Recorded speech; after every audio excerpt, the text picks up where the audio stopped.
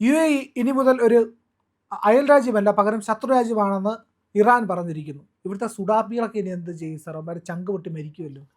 ഇല്ല, അത് പക്ഷേ യു എയും ഇറാനുമായിട്ടുള്ള ബന്ധം എത്രയോ നാളുകളായിട്ട് മോശമായിരുന്നു. അതെ. പ്രിയൻ ഓർക്കണില്ലേ, യു എയിലുള്ള അമേരിക്കൻ ബേസിൻ്റെ നേരെ ഇറാൻ ആക്രമണങ്ങൾ നടത്തിയിരുന്നു, ഡ്രോൺ ഉപയോഗിച്ചും മിസൈൽസ് ഉപയോഗിച്ചൊക്കെ. അപ്പോൾ അതിൽ പലപ്പോഴും ഇപ്പോഴും നടത്തിയിട്ടുണ്ട്. ഇപ്പോഴും വാർത്ത വന്നുകൊണ്ടിരിക്കുകയാണ് ആക്രമണം നടത്തിയത്. അമേരിക്കൻ ബേസിന് നേരെ നടത്തുന്ന ആക്രമണം അത് ഫലത്തിൽ എന്താ ഉണ്ടാവണമെന്ന് വെച്ചാൽ അത് യു എയിനെയാണ് തകർത്തിരിക്കുന്നത്. അപ്പം പിന്നെ അതിന് ഒരു സ്ട്രാറ്റജിക്കായിട്ട് വലിയൊരു ഇമ്പോർട്ടൻസ് ഒന്നും ഇല്ല ഇപ്പോൾ. കാരണം യു എ ഓൾറെഡി ഇപ്പം മറ്റേ organisation of petroleum exporting countries നിന്ന് പുറത്തു വന്നു. ഇപ്പം അവർ ഒരു ഇൻഡിപെൻഡൻ്റ് ഇതായിട്ടാണ് അവർ മുന്നോട്ട് പോയിക്കൊണ്ടിരിക്കുക. അപ്പം ഇതിനിടയ്ക്ക് പക്ഷേ വേറെ കാര്യമുണ്ട്. ഈ ഇറാൻ യുദ്ധത്തിൽ നിന്ന് പിന്മാറാനായിട്ട് നിർബന്ധിതരായേക്കും. ഇന്നലെ ഇപ്പോൾ അമേരിക്കൻ പ്രസിഡന്റ് പറഞ്ഞിട്ടുണ്ട്, അവർ 1-2 പ്രപ്പോസൽസ് കൊടുത്തിട്ടുണ്ട് ഇറാന്. ആ പ്രപ്പോസൽസ് ടെഹ്റാൻ പഠിച്ചുകൊണ്ടിരിക്കുകയാണ്, വിദേശകാര്യ വകുപ്പും ഇറാനിലെ സുപ്രീം കൗൺസിലും. അത് അക്സെപ്റ്റ് ചെയ്തിട്ടുണ്ടെങ്കിൽ ഗുണം ഇറാനാണ്, അവരുടെ എല്ലാ പ്രശ്നങ്ങളും പരിഹരിക്കും. അതല്ലെങ്കിൽ വളരെ വളരെ ശക്തമായ ഒരു നടപടിയായിരിക്കും അമേരിക്ക സ്വീകരിക്കുക. അമേരിക്ക ഇപ്പോൾ വെടിനിർത്തൽ പ്രഖ്യാപിച്ചിട്ടുണ്ട്. അത് അമേരിക്ക പറയുന്നത് ഞങ്ങൾ വയലേറ്റ് ചെയ്തിട്ടില്ല. ഇന്നലെ അമേരിക്കയിലെ ഒരു ടെലിവിഷൻ ന്യൂസ് ഏജൻസി ഉണ്ട്, ടെലിവിഷൻ ന്യൂസ് ചാനലുണ്ട്, ABC ന്യൂസ് എന്ന് പറഞ്ഞാൽ, അമേരിക്കയിലെ ABC ന്യൂസ്. അപ്പോൾ അവർക്ക് നൽകിയ അഭിമുഖത്തിൽ ഇന്നലെ രാത്രി ട്രംപ് പറഞ്ഞത് ഇതാണ്. അതായത് ഞങ്ങൾ വെടിനിർത്തൽ പ്രഖ്യാപിച്ചു, വെടിനിർത്തൽ പ്രാബല്യത്തിലുണ്ട്, പിന്നെ അല്ലറ ചില്ലറ സംഘർഷങ്ങൾ അവിടെ ഇവിടെയൊക്കെ നടക്കുന്നുണ്ട്, അതിന് ഞങ്ങൾ ഉത്തരവാദിയല്ല. ഉദാഹരണത്തിന് ഇന്നലെ തന്നെ ഇറാൻ അമേരിക്കയ്ക്ക് നേരെ, അമേരിക്കൻ ബേസിന് നേരെ കുറേ ആക്രമണങ്ങൾ നടത്തി, അമേരിക്കൻ കപ്പലുകൾക്ക് നേരെ ആക്രമണങ്ങൾ നടത്തി, ഡ്രോൺ ഉപയോഗിച്ചും മിസൈൽസ് ഉപയോഗിച്ചും. അതെല്ലാം അമേരിക്കയുടെ പ്രതിരോധ സേന തകർത്തു എന്നാണ് അദ്ദേഹം പറയുന്നത്. ഡ്രോൺസ് ഉണ്ടായിരുന്നു, വലിയ ഡ്രോൺസ് ഉപയോഗിച്ചിട്ട് അമേരിക്കൻ കപ്പലുകളെ ആക്രമിച്ചു. പക്ഷേ ആ ഡ്രോൺസിനെ മുഴുവനും ഇവരുടെ വിമാന വിധ്വംസക തോക്കുകൾ ഉപയോഗിച്ച് വെടിവെച്ചിട്ടു. അദ്ദേഹം പറഞ്ഞ ഫ്രേസ് പറയുന്നത് എന്താ, ഈ നമ്മുടെ പൂമ്പാറ്റ ഈയലുകളെ കരിയിക്കുന്ന പോലെ, അല്ലെ പൂമ്പാറ്റകളെ കരിയിക്കുന്നത് പോലെ ആ ഡ്രോൺസ് മുഴുവൻ ഞങ്ങൾ താഴ്ത്തിട്ടു. അവരുടെ കപ്പലുകളെല്ലാം പോയി കഴിഞ്ഞു ഇറാൻ്റെ.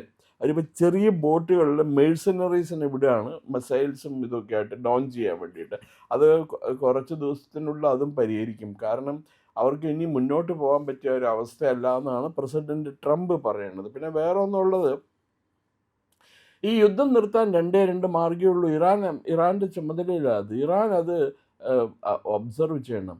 അമേരിക്കയോട് പറയണം, ഞങ്ങൾ ഉറപ്പ് നൽകണം, ഞങ്ങൾ അണ്വായുധം ഉണ്ടാക്കില്ല, ഞങ്ങളുടെ കയ്യിലുള്ള യുറേനിയം ഐക്യരാഷ്ട്രസഭയ്ക്ക് നിർദ്ദേശിക്കുന്ന ആൾക്കാർക്കോ അതല്ലെങ്കിൽ ബന്ധപ്പെട്ട സുരക്ഷാ സംഘടനകൾക്കോ കൈമാറാൻ തയ്യാറാണെന്ന് പറഞ്ഞാൽ ഈ യുദ്ധം ആ നിമിഷം തീർന്നു.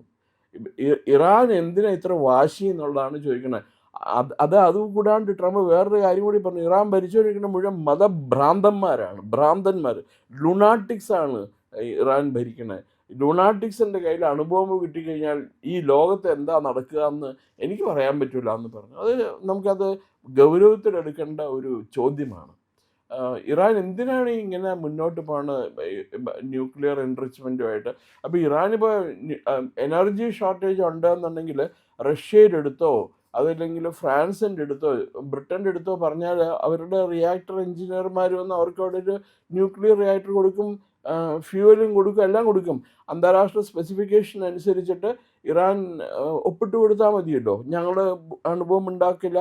ഈ റിയാക്ടറിലേക്ക് ഉപയോഗിക്കുന്ന ഫ്യൂവൽ, അതിൻ്റെ സ്പെൻഡ് ഫ്യൂവലാണ് അപകടം പിടിച്ചത്. ആ സ്പെൻഡ് ഫ്യൂവൽ മുഴുവൻ ഞങ്ങൾ നിങ്ങൾക്ക് തന്നേക്കാം, ഞങ്ങളെ സംബന്ധിച്ചിടത്തോളം ഇത് മതി, വൈദ്യുതിയാണ് ഞങ്ങളുടെ പ്രശ്നമെന്ന് പറഞ്ഞാൽ മതി, അപ്പം തീർക്കാവുന്നതേ ഉള്ളൂ അത്.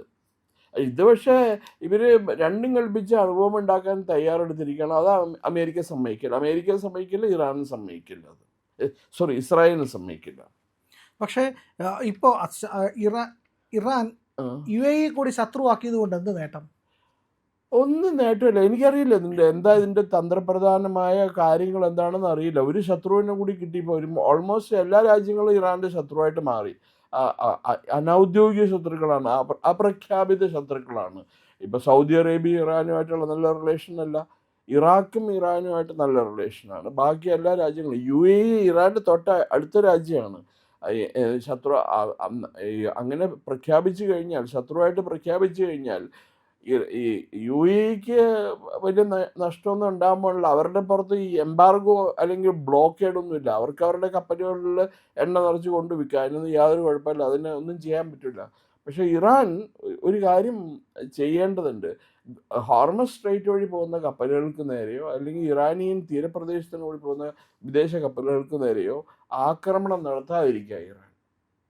അത് ചെയ്യുന്നിടത്തോളം കാലം ഇറാൻ ഇന്നും എന്താ പറയണ അമേരിക്കയുടെയും മറ്റേ അത് മാത്രമല്ല യൂറോപ്യൻ രാജ്യങ്ങൾ. ഇന്നലെ യൂറോപ്യൻ യൂണിയൻ്റെ പ്രസിഡന്റ് ഉർസുള എന്നൊരു പറഞ്ഞൊരു സ്ത്രീയുണ്ട്. അവർ ട്രംപിന് പിന്തുണ പ്രഖ്യാപിച്ചിട്ടുണ്ട്. ഇറാൻ അണുബോംബ് ഉണ്ടാക്കുന്നത് ലോക സമാധാനത്തിന് ഭീഷണിയാണ്, അതിനെതിരെ നിങ്ങളെടുക്കുന്ന നടപടിക്ക് ഞങ്ങൾ കൂടെ ഉണ്ടാവുമെന്നാണ് പറഞ്ഞിരിക്കുന്നത്. പിന്നെയും എന്തുകൊണ്ടാണ് ഇറാൻ ഈ ഒരു കരാർ ഇങ്ങനെ ഒരു എന്താ പറയണ കടുംപിടുത്തം പിടിച്ചിരിക്കണമെന്ന് എനിക്കറിയില്ല. ഏതായാലും പ്രശ്നങ്ങൾ ഗുരുതരമായിട്ട് തന്നെയാണ് പൊയ്ക്കൊണ്ടിരിക്കുന്നത്. ഇപ്പോൾ ഹോർമൂസിൽ പുതിയ ആക്രമണം നടത്തുന്നുണ്ട്. അതിനെതിരായിട്ട് ഇറാനും രംഗത്ത് വന്നിട്ടുണ്ട്. അമേരിക്ക ഇറാൻ്റെ കപ്പലിന് നേരെയാണ് ആക്രമണം നടത്തിയിരിക്കുന്നത്. ഇതിപ്പോൾ കൂടുതൽ പ്രശ്നങ്ങൾ എസ്കലേറ്റ് ചെയ്യുമെന്നല്ലാതെ ഇത് ഒരു രമ്യമായ പരിഹാരത്തിലേക്കാണോ പോകുന്നത്? ഇപ്പോൾ അത് മറ്റൊരു സ്റ്റേറ്റ്മെൻറ്റ് വന്നിരിക്കുന്നു. ഇന്നലെ രാത്രി തന്നെ നടത്തിയൊരു സ്റ്റേറ്റ്മെൻറ്റാണ് ഇയാൾ വേറൊരു വാർത്താ ഏജൻസിയായിട്ട് സംസാരിച്ചപ്പോൾ ട്രംപ് പറഞ്ഞത്. ഇറാനിലെ ഈ മറ്റേ ഡിസിഡൻസ് ഉണ്ടല്ലോ, മറ്റേ സമരം നടത്താൻ തയ്യാറെടുത്ത് നിൽക്കുന്ന ആൾക്കാരുണ്ട് ഇറാനിൽ. അവർക്ക് ഞങ്ങളെല്ലാ ആയുധവും വേണ്ടി വന്ന, അവർക്ക് ആയുധമില്ലാത്തത് കൊണ്ടാണ് അവർ പുറത്തിറങ്ങാത്തത്. ആയുധം കിട്ടിക്കഴിഞ്ഞാൽ അവർ ഗവൺമെൻറ്റിനെതിരെ പുറത്തിറങ്ങും. അപ്പോൾ അവർക്ക് ആയുധം ലഭ്യമാക്കാൻ വേണ്ട നടപടികളൊക്കെ ഞങ്ങൾ ചെയ്യുമെന്ന് ഇദ്ദേഹം പറഞ്ഞിട്ടുണ്ട്, പ്രസിഡൻറ്റ് പറഞ്ഞിട്ടുണ്ട്. അപ്പോൾ അതൊക്കെ കൂടി വരുമ്പോൾ ഇറാൻ്റെ കാര്യം കുറച്ച് കഷ്ടമാണ്.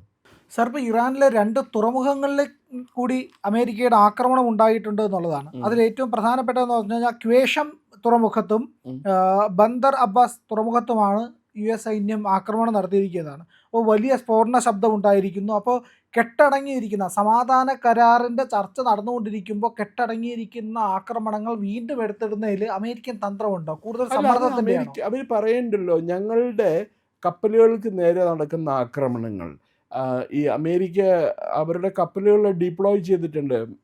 ഡിസ്ട്രോയേഴ്സ് എന്ന് പറഞ്ഞ ഇനത്തിൽപ്പെട്ട കപ്പലുകളെ ഡിപ്ലോയ് ചെയ്തിട്ടുണ്ട്. ആ കപ്പലുകൾക്ക് നേരെ ഇറാൻ ആക്രമണം നടത്തുമ്പോഴാണ്, മിസൈൽസ് അറ്റാക്ക് ചെയ്യുമ്പോഴാണ് ഇവർ അടിക്കുന്നത്. അപ്പം നമുക്ക് പറയാൻ പറ്റില്ല, അത് അവരെ കുറ്റം പറയാൻ പറ്റില്ല. അവരൊക്കെ അവരുടെ സുരക്ഷിതത്വം നോക്കണമല്ലോ. അപ്പം വേണം പറയാം എന്തിനാണ് അമേരിക്ക ഇറാനിൽ ഇടപെടണമെന്ന്. ഇറാനിൽ അമേരിക്ക ഇടപെട്ടിട്ടില്ലെങ്കിൽ അതിൻ്റെയും നെഗറ്റീവ് ഇഫക്റ്റ് ഉണ്ടാകുമ്പോൾ ഇന്ത്യക്ക് കൂടിയാണ്. ഈ അണുബോംബൊക്കെ പൊട്ടിച്ചു കഴിഞ്ഞിട്ടുണ്ടെങ്കിൽ അതിൻ്റെ റേഡിയേഷൻ എവിടെ വരെ എത്തും? ഇന്ത്യക്ക് അത് ഉറപ്പാക്കണ്ടേ? അത് എത്രയോ തവണ ഇന്ത്യ പറഞ്ഞിരിക്കണം അവരോട്, നിങ്ങൾ അണുബോംബൊന്നും ഉണ്ടാക്കാൻ പോകരുത് ദയവ് എന്ന്. അവർ കേൾക്കണല്ലോ അവർ.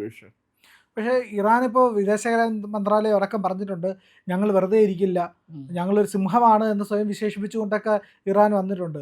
അത് തമ്മിലുള്ള ഈ ആക്രമണങ്ങൾക്ക് കൂടുതൽ ശക്തി പകരുകയല്ലേ ഉള്ളൂ. ഇത് ഇറാൻ്റെ പ്രഖ്യാപനം കേൾക്കുമ്പോൾ എനിക്ക് ഓർമ്മ വരുന്ന 2020 എന്ന് പറഞ്ഞ സിനിമ വന്നു, മലയാള സിനിമ വന്നു. അതിനകത്ത് നമ്മുടെ സലീം കുമാർ ഒരു പോലീസ് പോലീസ് സൂപ്രണ്ടിനായിട്ട് അഭിനയിക്കുന്നുണ്ട്. നരസിംഹം എന്നാണ് മൂപ്പര് സ്വയം വിശേഷിപ്പിക്കുന്നത്. അപ്പോൾ ആ സിനിമയിൽ ഒരു വളരെ കൗതുകകരമായ കാര്യമാണ്. അപ്പോൾ ഇറാൻ സ്വയം വിശേഷിപ്പിച്ചുകൊണ്ട് കാര്യമില്ലല്ലോ. അതെ.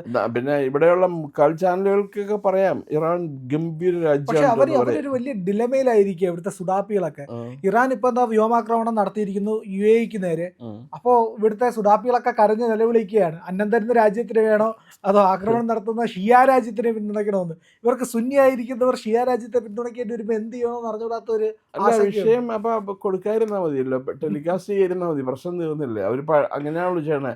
അൺപ്ലസന്റ് ആയിട്ടുള്ള വാർത്തകളൊന്നും അവർ കൊടുക്കൂല. ചെവി കേൾക്കാൻ താല്പര്യമുള്ള വാർത്തകൾ മാത്രമേ അവർ കൊടുക്കുകയുള്ളൂ. അതും എങ്ങനെയെങ്കിലുമൊക്കെ വെള്ളം ചേർത്ത് ഡിസ്റ്റോർട്ട് ചെയ്ത് കൊടുക്കാൻ പാകത്തിനുള്ള വാർത്തകളെ അവർ കൊടുക്കുകയുള്ളൂ. സോ അതൊരു വലിയ പ്രശ്നമല്ല പ്രിയൻ, അത് അവർക്ക് കൊടുക്കാം. ഈ പറഞ്ഞ പോലെ ഈ അമേരിക്ക ഇവർ എന്താ പറയുക, ഒരു ഫുൾ ഫ്ലെഡ്ജ്ഡ് യുദ്ധത്തിലേക്ക്, ആഭ്യന്തര കലാപത്തിലേക്ക് തള്ളിവിടാനാണ് അമേരിക്കയുടെ തന്ത്രം എന്ന് മനസ്സിലാക്കണം നമ്മൾ.